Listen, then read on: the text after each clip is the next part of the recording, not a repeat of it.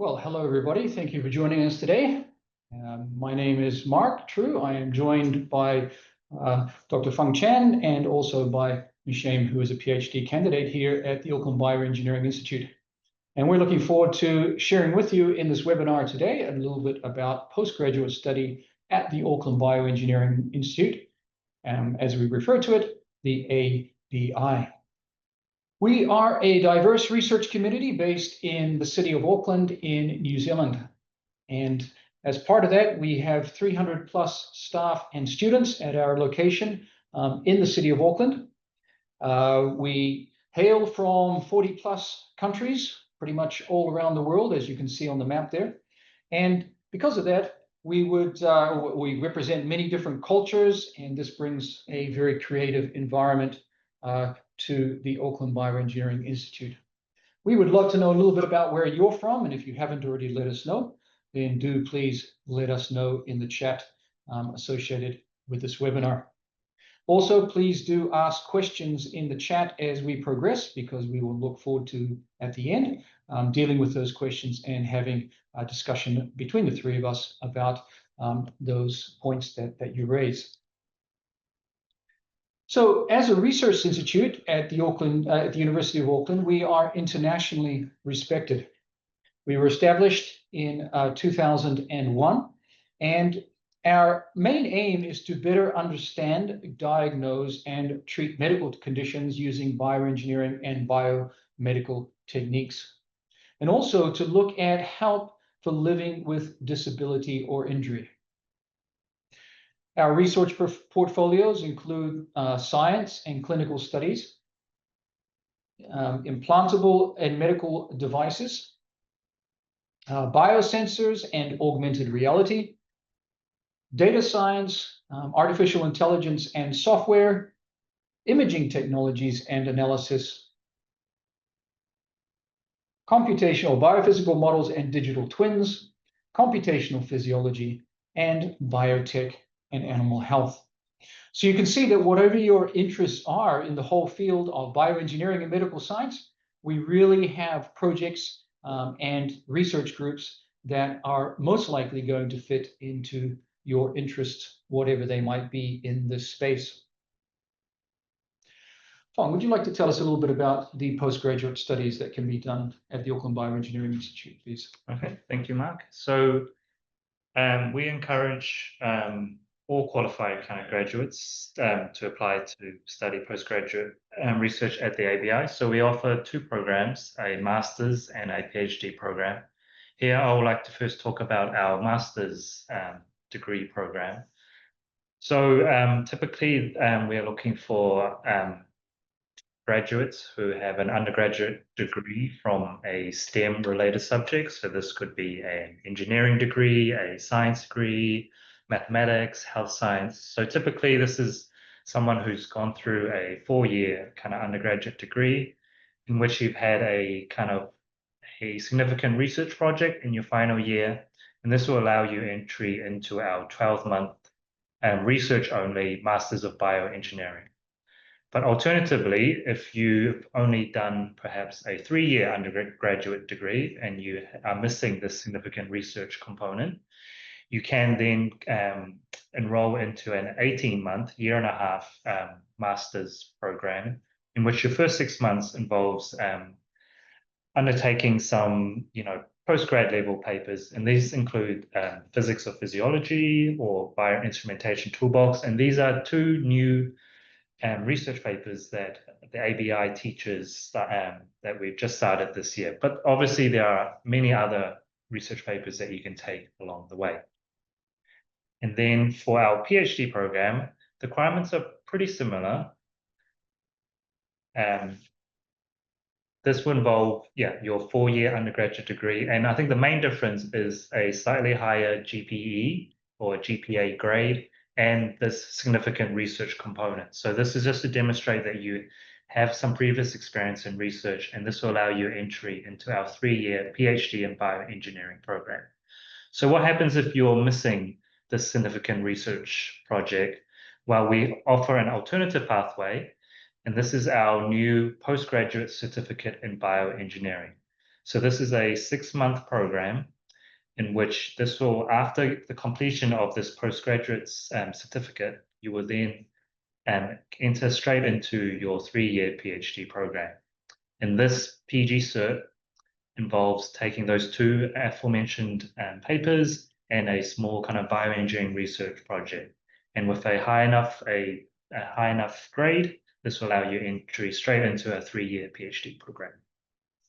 And this is currently by invitation only, and this involves you reaching out to us at the ABI and kind of finding a suitable PhD project at the end of your PG cert.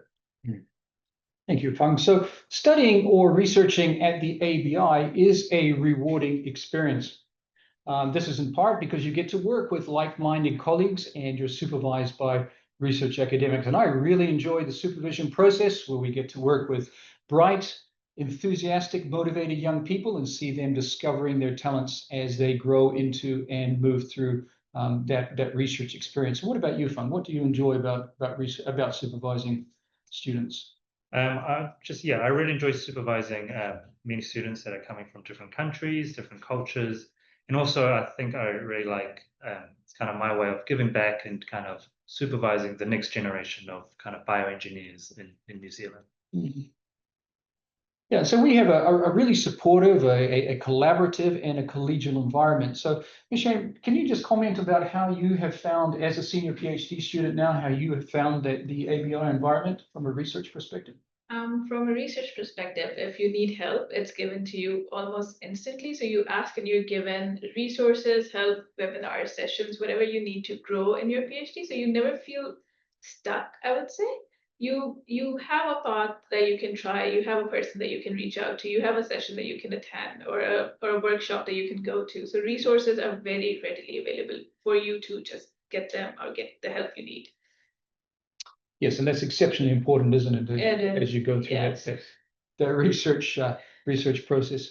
And at the end of all of this, studying at the ABI means that you graduate with a world-class degree from a top university. And that is really important in today's competitive environment. As well as part of studying at the ABI means that you're inspired by innovative research with health and medical science applications. So again, if you think back a few slides where we talked about the diversity of research projects at the ABI, that means that there is always something new and interesting. And in the photograph at the middle of the screen, you see a snapshot from our annual research forum where we all get together. We have many seminars and poster displays, and we find out a lot about all of the different projects going on at the ABI in any one time. You also have a lot of opportunities to present your research work, both in New Zealand and also around the world. So it's a great way to build a research network as part of your research work.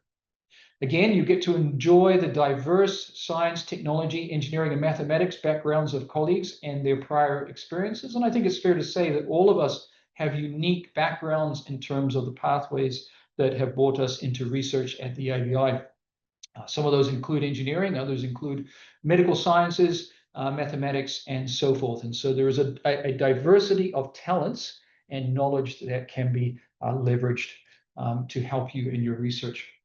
And then we get to listen and talk to world-renowned experts. We always have a stream of top-class scientists and researchers visiting us, taking seminars, spending time embedded in our research groups. And it is a fantastic opportunity to learn from them and also to see what is going on in other parts of the world. So now I'm very pleased, Michelle, that you've agreed to join us and say a little bit about your research project as a PhD student. So I work basically in the medical imaging computation lab. So most of our projects are following the pipeline that is on the screen right now. So we work with image acquisition that includes multiple different types of images. So we don't only work with MRI, we also work with CT, PET scans. Once we have the image, we want to do feature engineering on it. So in the end, we want to make prediction models. For my project, I work with the functional outcome after stroke. So the pipeline would be the same for most of the projects. So the steps would be the same, it's just the outcome would be different. Maybe the feature engineering style would be different. So on the left side of the screen, you see a segmentation model that was developed by our lab. I made that. On the right side, you see a brain atlas. That was the work of one of my fellow PhDs in our lab. So the brain atlas is a type of a feature set that you can use to do functional outcome prediction. And the segmentation model is basically you take out the tumor or the stroke part, and then you just separate it out. But besides work, we also kind of like a lot of game nights. So yeah, in our lab, you'll either find us working with the medical imaging part and just in our screens, or just playing a board game, just chatting and having a coffee. So yeah, that's my project is a mixture of all of these things. So I work a bit, I play a bit. Yeah, that's our lab. Well, it's rather good that you're mentioning about the brain, because of course all of these things help in the development of our brain capacity, doesn't it? Both the research and the relaxation is important. So just while we're looking at this, Michelle, can you tell us a little bit about the image acquisition? Where are you sourcing the images from? What sort of relationships do you have? So we have collaborations with the Harvard Medical School and also with the Auckland City Hospital. So we have our images not only from Auckland City Hospital, but also from collaborators around the world. Like I mentioned, the Harvard School is one of the primary collaborators in my project, but with other projects, we have collaborations with other labs as well. We have one with University of Glasgow, which is working on a different project. So within the lab, it's not, the image acquisition process is not just limited to Auckland or UOA. So we, as in ABI itself, I think we have a lot of international collaborators as well. So it's not just local image acquisition, it's all around the world that you're working with. Well, that's fantastic. And when you do your local image acquisition at Auckland City Hospital, are you able to get involved in that process? Personally, I am not, because we all work for a bigger project, I would say. Okay. So my PhD is like a cog in this big machine. So the image acquisition process is done by one of our postgrad students, Ben Chong. So he does the image acquisition. I have been to the hospital and I've seen the process, but I'm not actively a part of the process. It's been done for me, which makes me very lucky, to be very honest, that I don't have to go through the data collecting process. Well, I mean, that's really just pointing out all of this collaborative teamwork that goes on in a large research organization like the Auckland Bioengineering Institute really does give you access to very large data sets, ideal in this particular case where you're looking at features and feature extractions. And also, you're building this great network of future collaboration, future collaborators in networks. So yeah, that sounds really exciting. So you're coming into your final year. I think we were talking just in the next few weeks. So congratulations for that, and best wishes as you continue through this process. Thank you. So as you can imagine, the ABI, having done all of this research, wants to do something useful with it. We want to be able to contribute to our communities, contribute to the wider body of knowledge, and we're pleased to let you know today of some of these recent achievements that have taken place from the ABI. It's all about pushing boundaries. It's all about translating research from the from the desktop, if you like, to the laboratory, and then finally into some application, whether that's a clinical application or a biotechnology application or an agricultural science application as well. And these have economic and health benefits. You can see in one of these examples, innovating until the cows come home, research work that has been undertaken by a team here at the ABI to help in the agricultural research area, particularly looking at rumen, I believe, in cattle. And so this has been given an initial grant, and they are moving forward as a team, a team with real benefits for future economic spin out in this particular field. We also have Dr. Han, and the second example there, who, along with other researchers, is leading projects looking at increased heart efficiency to improve in heart failure, particularly in the right-hand side of the heart. And I share common research interests with JC, so I'm very interested in the work that team is doing. And they're using world-leading equipment that is not available anywhere else in the world except for here at the ABI to be able to do these very fine-scale measurements of the energy associated with cardiac muscle movement under different conditions. And then Dr. Kelly Burrows is part of a team looking at the impact of vaping, electronic cigarettes, and what the long-term health impacts of those might be. So this has both basic science applications, bioengineering applications, and then long-term public health applications. And it's receiving a lot of press interest at the moment. Kelly is in high demand. She's often being interviewed. And so we're seeing a lot of interest in this particular space, a really relevant public health problem for New Zealand, and I'm sure in other parts of the world as well. And then much more recently, some of the leading researchers here at the ABI were interviewed in Human Digital Twins podcast, so looking at doing medicine, computational medicine, in order to understand how different treatments, different disease progressions might affect us individually using a, well, you can see there, a computerized crash test dummy. And this is available as a podcast on Spotify as part of the Ingenious series from the University of Auckland. So if you would like to hear that podcast, you might like to go searching for that. Fung, would you like to tell us a little bit about potential startups from the ABI, please? Sure. So alongside of this kind of high impact research that we just saw on the previous slide, a lot of our research also gets commercialized. So a lot of ABI graduates end up forming startup companies, and here we have an example. We have three kind of different examples. On the left, we have Elemetry, which is a startup that creates wearables that help you monitor gastrointestinal or your gut health. And then in the middle, we have JunoFem, which is a startup that builds a kind of pelvic floor trainer device to kind of monitor your pelvic floor muscles, and kind of is all, and JunoFem is all kind of about building kind of devices for for women's health.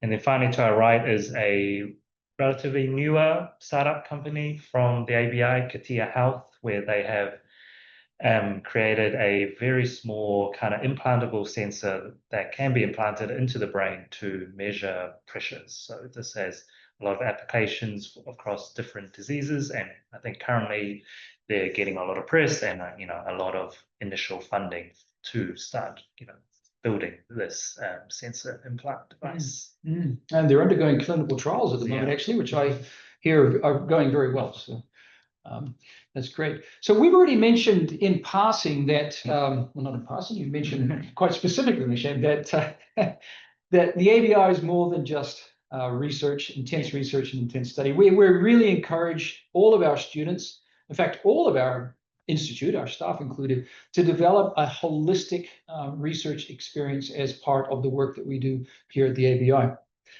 And really, that means that we tend to develop over the time that we're together, really as a research family. And like other parts of the world, we don't tend to silo ourselves. We tend to interact a lot more. And so we're encouraging that sort of environment. And that comes right down from the inception of the ABI, from our first director, Professor Peter Hunter, and now through to our current director, Professor Maren Tafai. They've really focused on building collegial environment so that we function as a research family. That means that there is a lot of friendships that are developed over the research, the time that we spend researching together, and we're very supportive of all of our different backgrounds, needs, and interests. Like we said, social and cultural activities are never far away. And Michelle, you've already mentioned a few of those. Is there anything in particular over the last couple of years you've been here that really stand out as events you'd like to see again? I really love that we gather around on Friday. So that's been really helpful, because not only the supervisors are there, the senior PhDs are there, and it's a very non-work-like environment. So you're just chatting, you're going through your problems around the day, and you get experiences from different people around the world, like on the hierarchy scale, I would say. When I was a young PhD, that was really, really helpful for me to settle in. So we've dealt with all the holistic experiences at the ABI, and so now we're going to just see where our graduates end up. So Fung, would you like to talk us through this slide? So our graduates end up in a lot of different places. So some graduates obviously stay on and do postdoctoral research at the ABI. while some go overseas to work at other universities such as MIT and Oxford on the right. But then we have a proportion of graduates who end up being employees to those startup companies that I mentioned earlier, so such as Formus Labs. So these are startup companies that have spun out from the ABI and they employ a lot of ABI graduates. While then another portion of our graduates end up in industry here. Fisher & Paykel Healthcare is a big kind of med tech kind of company in New Zealand, so they employ a lot of graduates from the ABI. And whilst other people also work in other big kind of science engineering companies, Rocket Lab, another New Zealand-based company, and then also other people go overseas to work, areas such as Facebook, NASA. So people end up in a lot of different places, and I think the ABI postgraduate degree puts you in good stead to pursue whatever kind of avenue you want after research. And again, that's coming back to those contacts from the ABI, often opening doors to different places around the world. So again, that can be leveraged. So how do you apply? So we have a kind of few links here for applying to the ABI. So that first link gives you information on how you start an application, whilst our second and third links are more about available research projects. So this may be a bit more if you're initially if you're interested in a certain research area, maybe go to the second link. You can see if there are some supervisors or there is a group at the ABI who are doing this similar type of research. And this might be a good place to start. You could reach out to some of the leading researchers in that research group. And then finally, just if you have any general questions, please reach out to us on the bioeng-pg office at auckland.ac.nz email address, and your email will then be kind of checked by our postgraduate office, and then we can get back to you and any answers to any questions you have. Yeah, look, we do encourage you to start that application for study, reach out to a potential supervisor, and do get on to starting that application, because it will basically verify if you are eligible or not, and then you'll know moving forward, and that will be one part of the process that has been ticked off.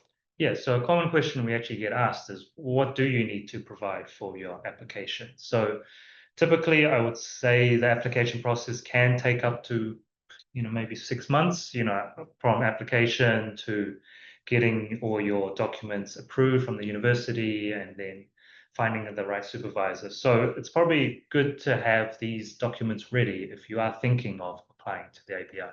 So one of the main things you need at the admissions process is a CV, your transcripts from your undergraduate or master's kind of programs, a kind of brief statement of research intent. So this may be a bit about yourself, maybe what you're interested in or what kind of research project you might be interested in. And then you also need references. So you need 2 referees who can provide a letter that kind of vouches for your research capabilities. And then if you have done a master's or some sort of research project, a copy of your thesis is also important. And then depending on which country you did your university degree from, you may need English language test scores as well. So all of this is listed in that first link about how you apply, but this is kind of a brief summary of kind of the main documents that you need for the application.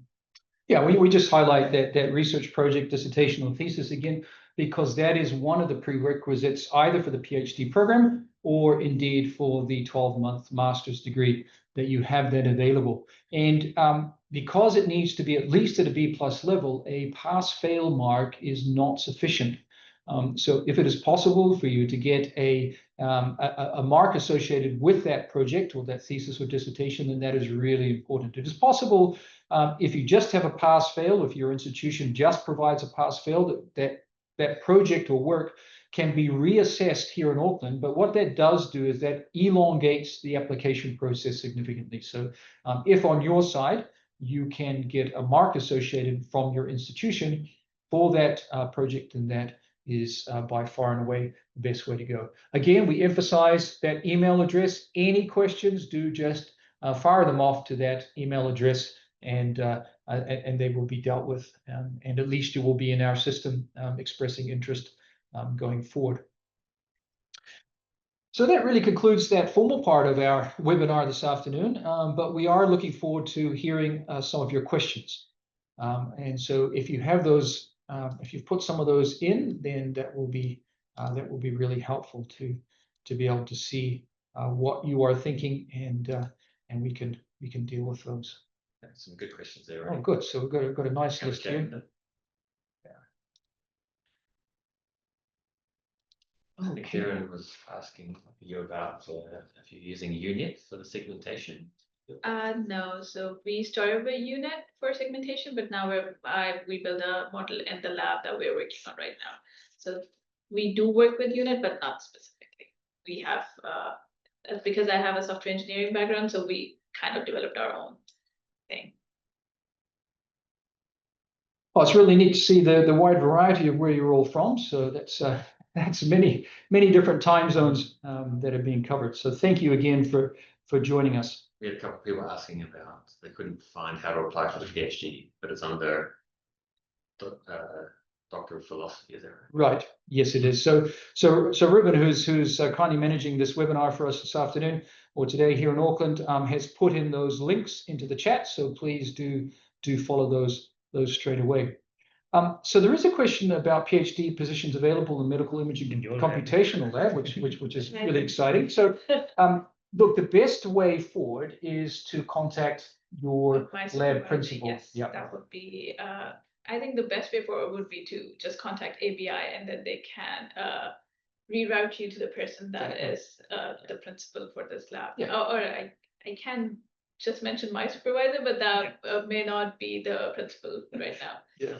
So look, do please. The best idea with that question is to reach out to the ABI Bioeng Postgraduate Office. The email link is in their bioeng-pg office at auckland.ac.nz, and ask, I would like to investigate PhD open positions in the medical imaging computational lab.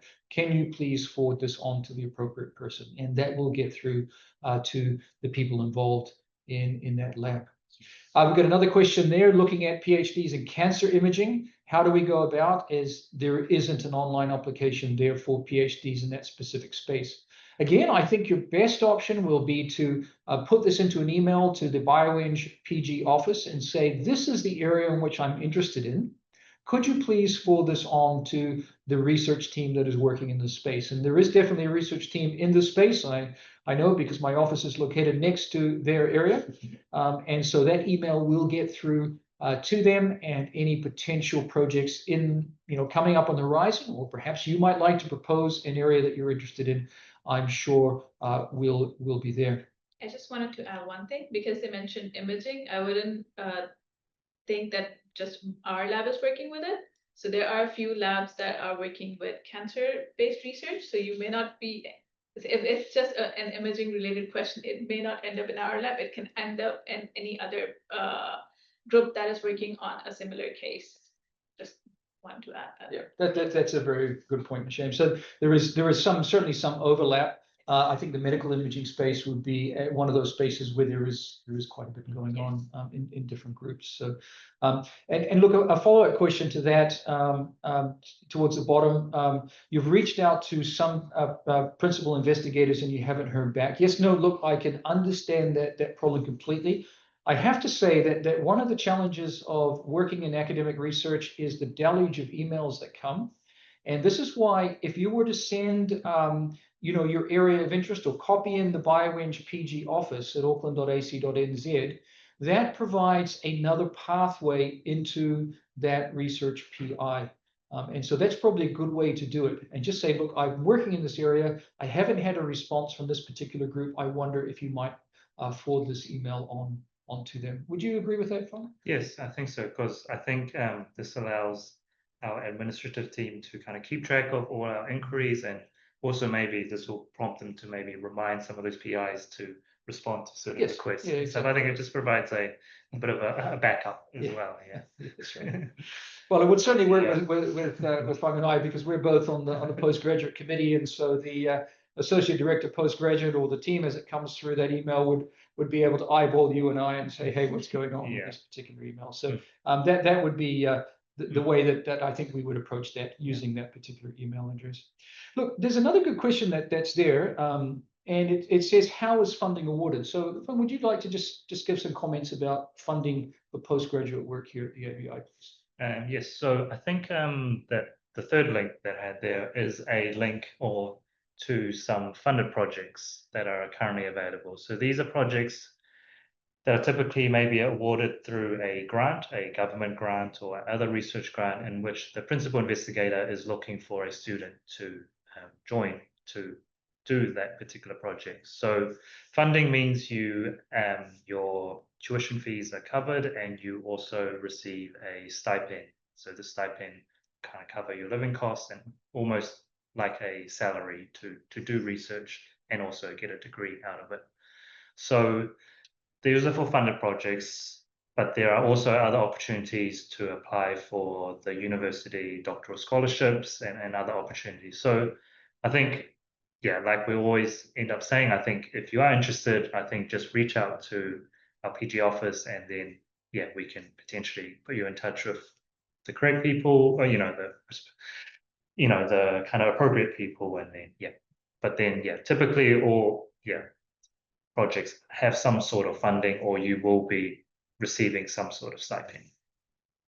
Yeah, and so funded PhD work in particular, whether it's through, like Fang said, projects which have grant funding that is going to support a postgraduate student, or scholarships, or other strategic funding, it is all done on the basis of the relationship that you build with the prospective supervisor.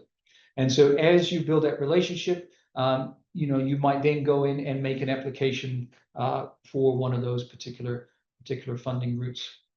Now, scholarships are not typically available for master's students, but there can be funding to cover tuition fees for that in different circumstances. So again, those are conversations that you can have both with a prospective supervisor, but there are also questions that can be put down in writing to the email address that we've given you there, just for any further information around about that.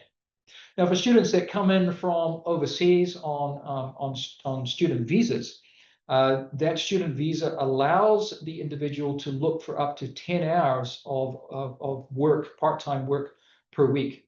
And this can also be a way to help fund shortfall particularly on PhD programs. So there are those sorts of opportunities as well. And so again, these are all conversations that can be had with a prospective supervisor. We've already just touched on that application process, and as Fang said, it can often take up to 6 months from the point of initiating contact with the supervisor through the process of both getting the project approved and getting everything set up through visa applications before you might actually land and start a PhD program or another postgraduate degree. You can start a master's degree at the beginning of the academic year in March, in the middle of the academic year in July. PhDs have a little bit more flexibility. If it is a funded PhD, it can start at the beginning of every month. The only exception is the University of Auckland PhD scholarships require a student to start at the beginning of 4 times in the year, and I think they're March, June, September, and December. Yeah. So you do have a little bit more limitation in that space.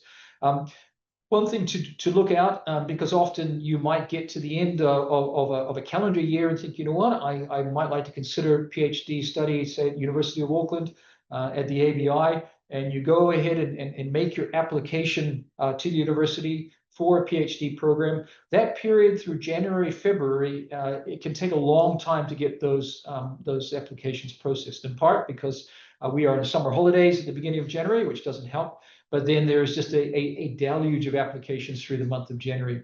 So do consider making applications before the Christmas and New Year period. Early in December at the latest is a good idea. or if you have to make one later, just be aware that it can take a little bit of time. Another question that often comes up is what sort of academic background does well at the ABI?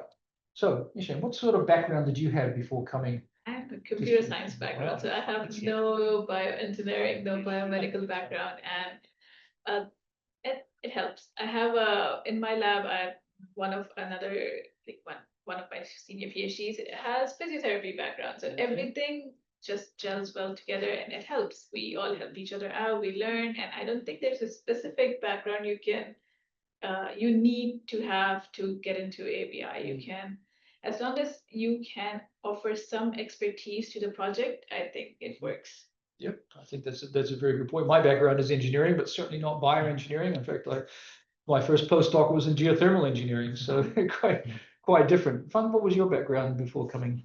So it was biomedical engineering was my undergraduate, but I went overseas for my PhD and I ended up doing MRI imaging. So, a little bit different. And I think it's all about the project. So I think it's reaching out, finding a supervisor who has maybe similar research interests as you. And a lot of it's just, do you have some sort of background that is perfect for that project? And yes, I think there's no one correct background that you do. So it's very project dependent.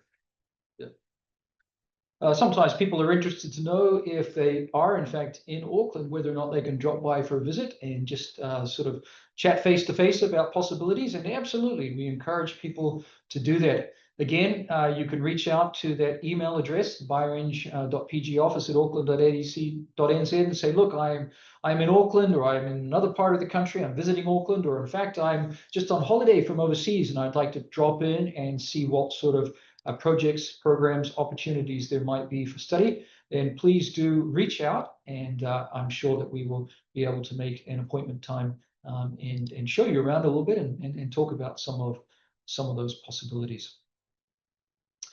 People are often interested too in what is supervision like for postgraduate projects. And so would you like to say something about the supervision process, please?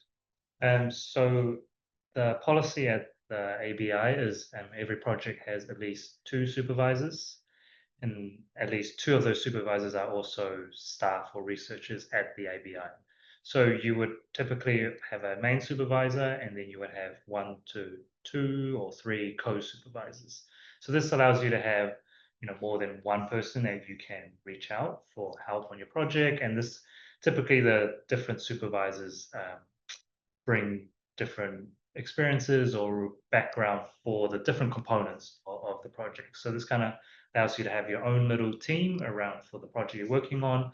But then, as we've mentioned before, you are also part of a wider research group, and where you can also work alongside other PhD students who are working on similar but not identical research projects.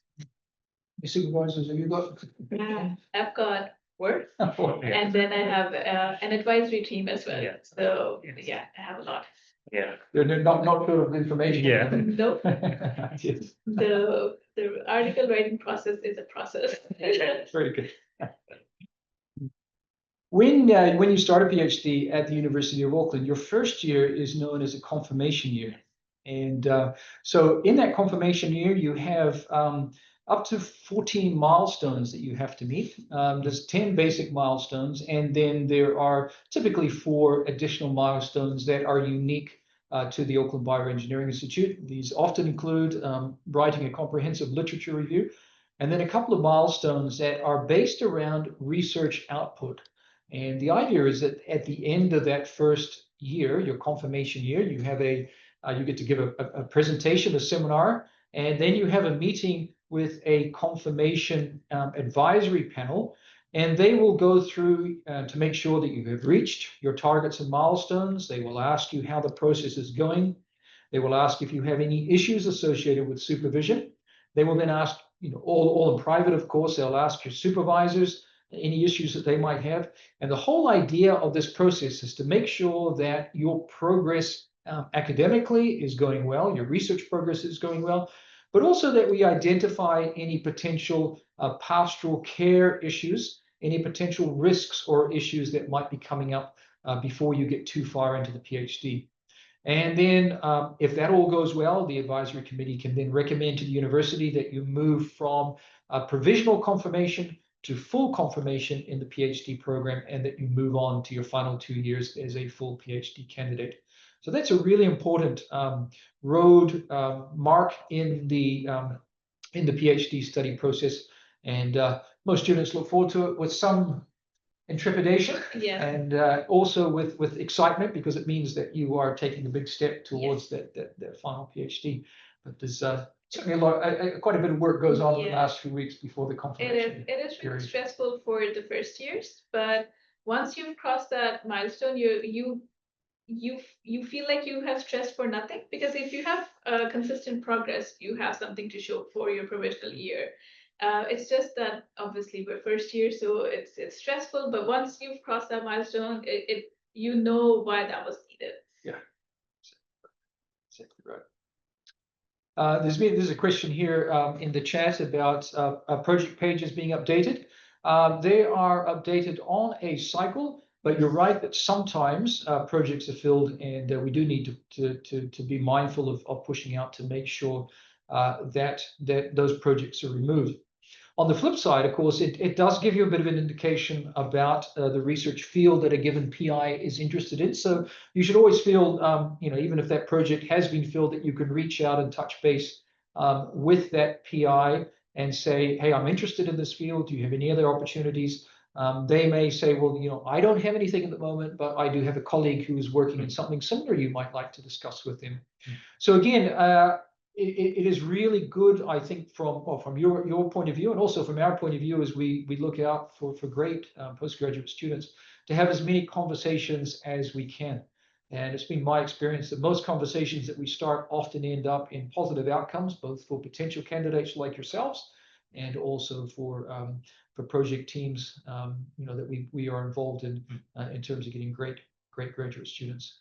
Yeah. Again, any issues around this area, just reach out to the BioEng-PG office and do say, hey, look, I'm interested in a project in this space. It looks like it may be filled, or it looks like it still might be open. Can you help me with this? Would you add anything to that? Yeah, and I was probably on the flip side is there actually might be other available projects that aren't actually on those websites. So yeah, maybe some PIs or some supervisors haven't actually advertised available projects, but there are potential, newly available projects or newly available funding for a project. So yeah, I think what Mark said, just reach out to, the PG office, or to who can maybe then put you in touch with, a kind of suitable supervisor. And then you can start that dialogue of maybe what you've been interested in, and then we can always come up with a project with you, together.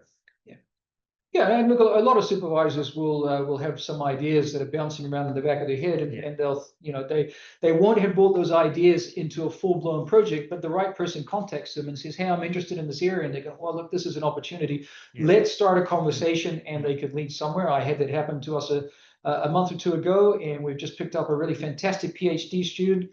He came with some ideas, we had some ideas, and so we built a unique project around what he's interested in, what we're interested in, and we're really excited about where that could go. So the same situation can be the case for you all as well. We touched a little bit on the process of startup companies, and look, the ABI is really uniquely placed in research institutions in New Zealand, because we have our own incubator space associated with the institute. We call it Cloud 9. And one of the reasons for that is it's on the 9th floor of our building. That leads me to just say, look, we are in a 10-floor building. We don't have all of the floors, but we have a lot of floors in that building. So that just gives you a bit of an indication how big our space is. So Cloud 9 is a startup incubator associated with the ABI. So that means that any ideas that we might have as research teams, that you might have as a prospective research student, can be taken to the team that runs that incubator space, and they can give you some really good support, really good ideas about how to move those concepts and ideas forward. And that's been very effective in the past, and there's just this really wealth of experience now associated with that particular team. And so that is part of that process. The Auckland University, like many other institutions, has teams of people that are here to help protect intellectual property, to help you navigate that particular area of complexity. So we are exceptionally well based, well positioned for that in this space. Yeah, you'd agree with that? I would, Yeah. and I'd also like to add that outside of ABI, there's also a Center of Entrepreneurship that gives out a lot of scholarships and a lot of support for startups. So it's not just ABI, it's like the whole university is pushing you to make a good product. That's right. Yes. That's right. And look, I can see that you're one of these people who has an entrepreneurial spirit, I think. Yeah. No, I do now, but yeah, I'm trying to develop one. Good, good. That's another part of the amazing experience, being involved in observing postgraduate students is just, there's clearly individuals that have that interest in taking ideas and moving them into commercial space. Others are much more interested in the nuts and bolts, how does this work in a basic science or basic engineering type concept. So again, it's just neat being part of an environment where all of those different skill sets are being met. So if you would like to join us, we would love to start that discussion with you. And I'm sure that we can find a space and opportunity, whatever your background. Again, we just reiterate that email address. Do reach out there to us. Well, I can't see any more questions that have come in just at the moment. So I hope that we hope that you have found this time beneficial. It has been a nice long session with all of your questions and feedback today. And so we do appreciate the time that you take to join with us.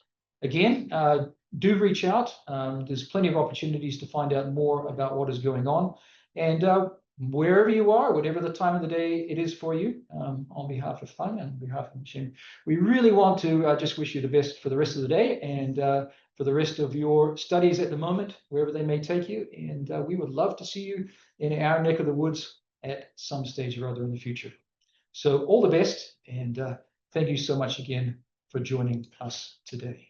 Thank you. Thank you.